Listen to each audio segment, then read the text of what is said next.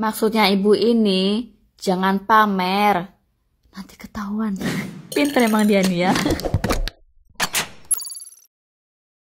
Hola netizen yang berbudi pekerti luhur. Menteri Keuangan Sri Mulyani mempunyai aset tanah dan bangunan senilai 45,81 miliar yang tercantum dalam laporan harta kekayaan penyelenggara negara atau LHKPN. Total ada 11 aset berupa tanah dan bangunan. Salah satunya sebidang tanah di Kota Depok, Jawa Barat yang dicicil selama 30 tahun sejak awal menikah dengan suami. Ia menjelaskan tanah tersebut dibeli pada tahun 1988 ketika bendahara negara ini masih menjadi dosen dan peneliti di sebuah LPM. Adapun sang suami juga memiliki aset warisan dari orang tuanya berupa tanah dan bangunan di kota Tangerang, Banten yang sudah dibagi-bagi dengan saudaranya.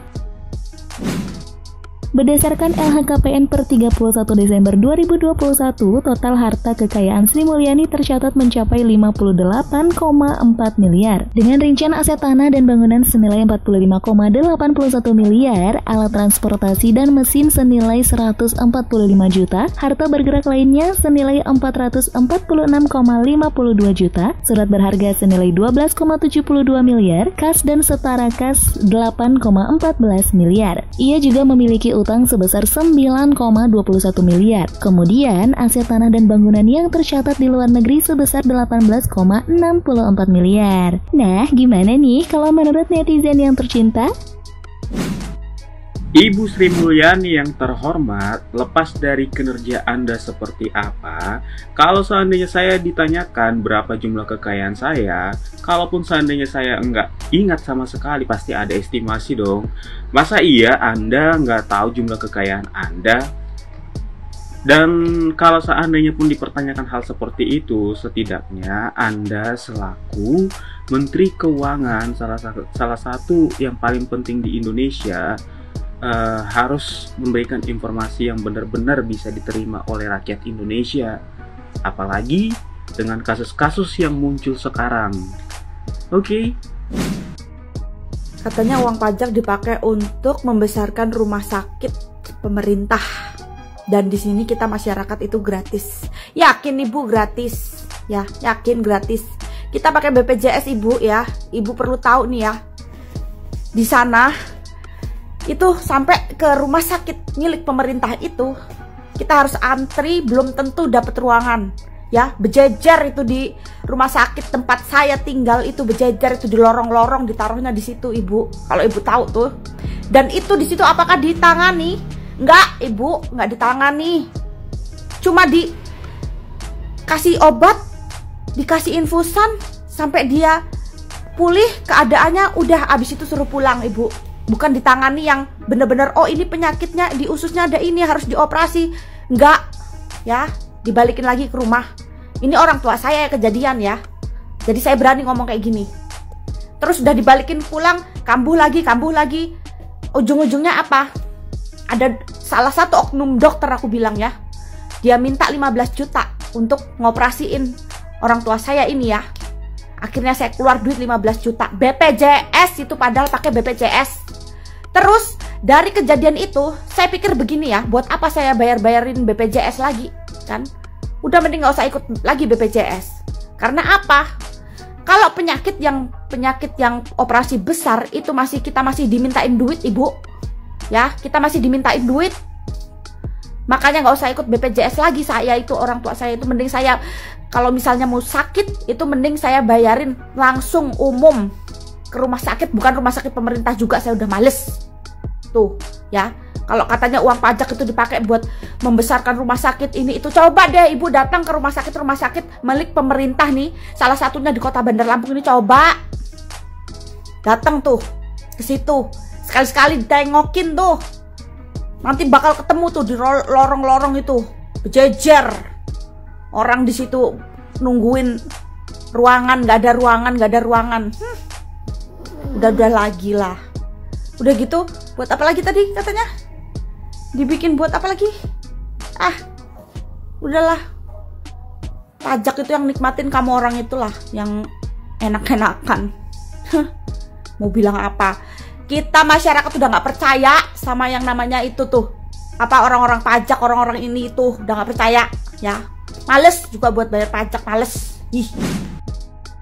Om Botak, kayaknya yang tertekan itu bukan suaminya Bu Sri Mulyani, tapi saat ini yang tertekan adalah kamu. Mukanya nggak usah tegang-tegang banget, pertanyaannya juga jangan merembet kemana-mana, nggak nyambung sama topiknya Pak.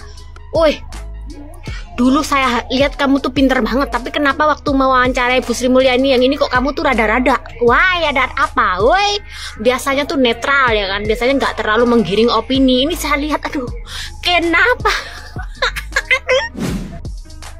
Sumpah, ini Bu Sri Mulyani sama Mas Andy keren banget. Keren habis, sumpah gue gak bohong. Ibu Sri Mulyani berusaha untuk objektif apa yang ditanya, konteksnya apa, biar gak melebar ke yang lain. Dan Mas Andy juga objektif sebagaimana sebutannya apa sih, gue lupa yang orang-orang nanya gitu, untuk menanyakan yang biar orang tuh tertarik. Makanya dari tadi tuh kalau lo perhatiin di video, lo boleh cek di linknya, ada 2 video. Nah, dari tadi Mas Andy ini pingin mencoba untuk sesuatu pertanyaan yang bisa mengulik sedikit informasi keluarganya Bu Sri Mulyani, tapi Bu Sri Mulyani sadar ya, gila. Aduh, gila. Ini satu-satunya menteri yang mungkin karena dia jujur ya, dan dia paham konteks pertanyaannya ke arah mana, akhirnya dia negesin. Keseakannya tuh kayak Bu Sri Mulyani kayak ngomong gini, Pak, kamu tuh nanya apa? Kan ini yang dibahas itu tentang perpajakan. Kamu pingin yang kayak gimana nih? Mau yang buat hiburan atau buat yang serius? Dari tadi dari 2 video yang diupload sama sama akun ini kayak gitu ya. Jadi kayak di notice, ya udah kalau emang kamu mau hiburan, ya wes tak ladeni, tapi saya tidak mau keluar konteks banget ya. Kayak gitu anjir, sumpah. Gila. Dan gue juga baru tahu ya, nih nanti gue pengen ngecek kalau berdasarkan dari 2 video yang dari akun ini, ternyata Ibu Sri Mulyani udah menjabat dari 2005 anjir. Gue pikir dari eranya Pak Jokowi, karena sempat Menteri Keuangan kalau nggak salah Rizal Ramli di eranya siapa gitu ya, tapi nggak tahu juga ya. Gue koreksi aja kalau gue salah. Abis ini gue mau nonton fullnya di Kikendi. Thank you very much buat akun ini yang sudah diupload, dan kalau boleh jangan lupa dikasih linknya biar orang bisa nonton full dan ini bukan video lo. Oke? Thank you banget udah mau re-upload dan memberikan informasi kepada masyarakat bahwasannya di Menteri Jokowi itu ternyata ada yang masih sehat akal pikirannya dan masih ada yang sayang sebenarnya sama masyarakat, cuman dirusak sama orang-orangnya sendiri. Gue jadi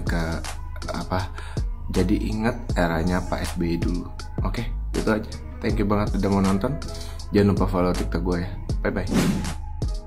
Ini kadang-kadang, pertanyaannya si Andi Noya ini kayaknya nggak ngeri banget ya. Berarti menderita sekali dong suami Anda gitu kan, punya istri kayak Anda gitu.